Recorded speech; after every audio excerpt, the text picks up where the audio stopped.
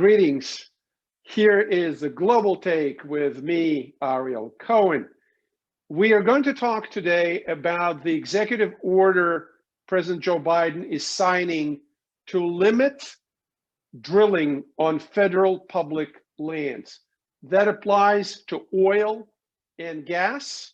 And a few days ago, Joe Biden also killed the construction of the Keystone XL pipeline, bringing oil to the United States from Canada, bringing it to the US refineries in the Gulf of Mexico.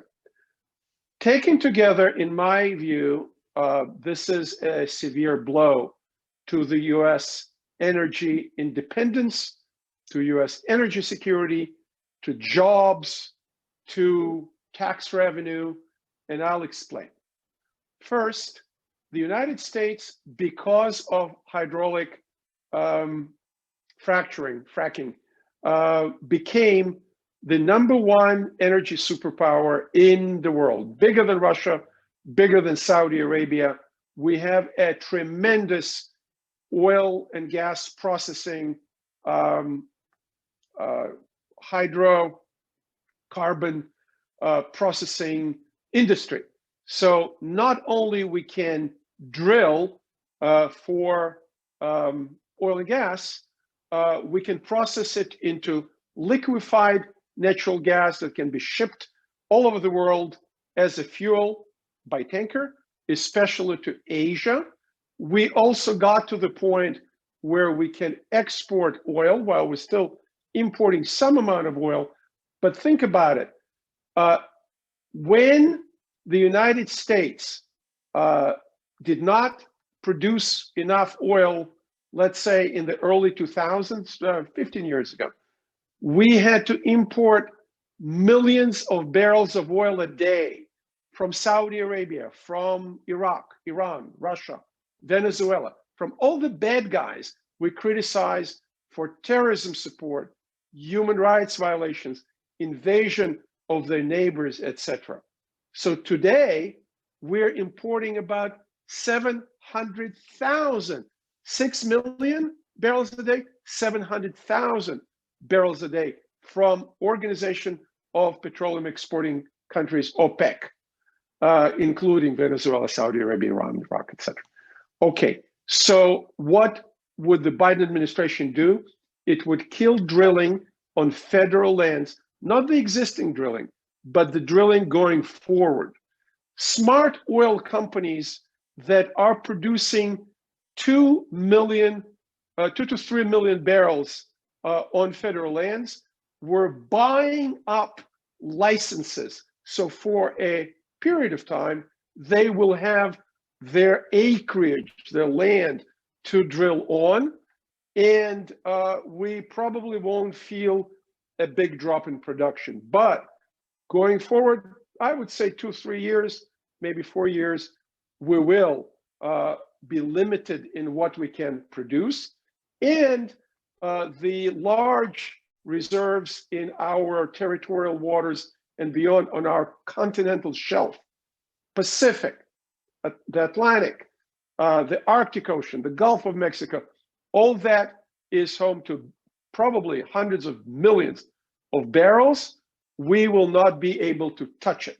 Does it make sense when billions of dollars will flow into the coffers of the likes of Prince Mohammed bin Salman of Saudi Arabia, Vladimir Putin, Nicolas Maduro of Venezuela, and the cherry on the cake, Ayatollah Khamenei of Iran?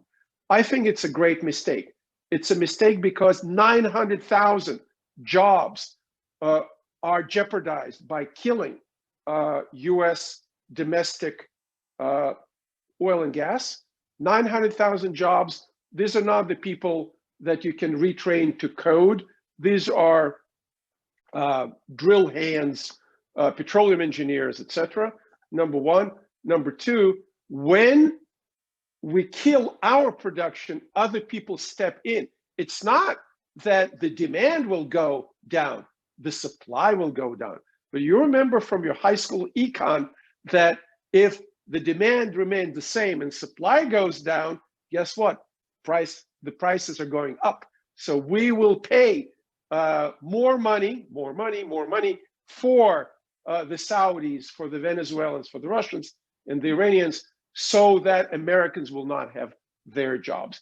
I think it's silly.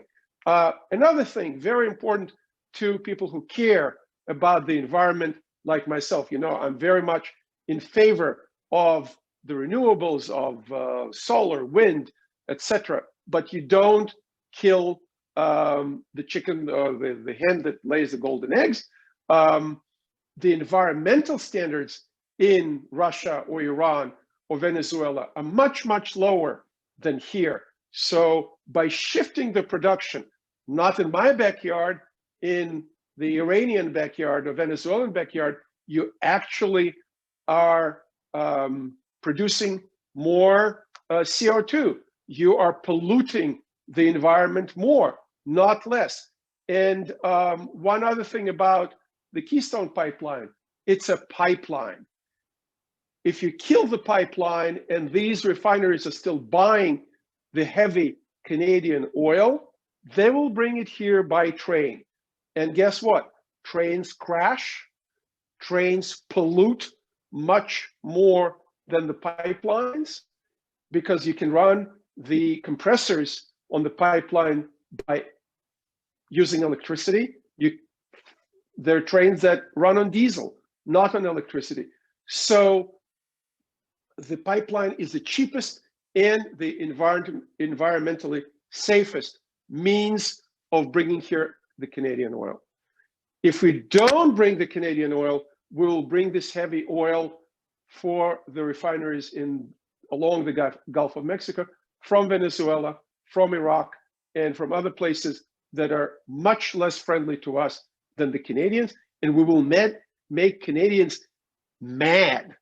So taken together, I would argue, and I argued in the recent piece in the Forbes, that the measures the Biden administration is taking, because they want to show their green credentials, is make OPEC great again. Make OPEC great again. MOGA. And this is not serving the interests of the American worker, American consumer, and the American oil and gas industry. One last thing, the revenue. The domestic production of oil and gas is an important source of money for states where people are drilling for oil and gas. If you kill it, the states will lose that revenue, billions of dollars every year. And guess what? We are at unprecedented levels of deficit. Both the Bush, Obama, Trump administrations, and now the Biden administration are driving these deficits up and up. Our deficit is something like 16% of the annual budget, 16% of the GDP,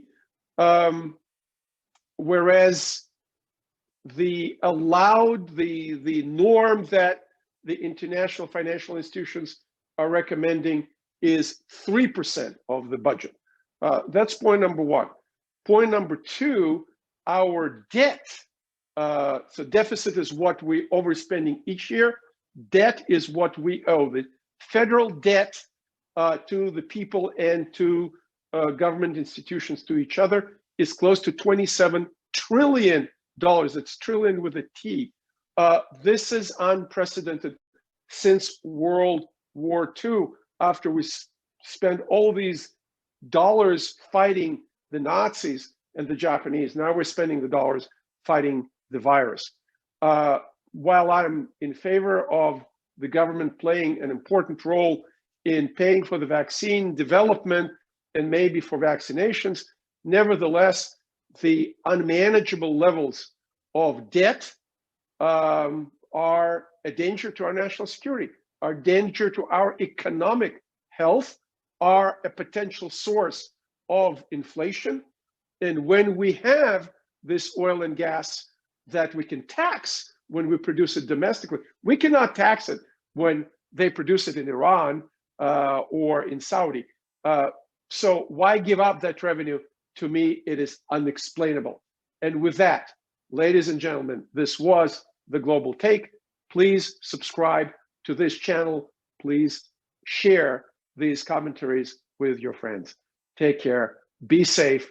Wear a mask. Bye-bye. Thank you for watching. Please subscribe to get more content like this.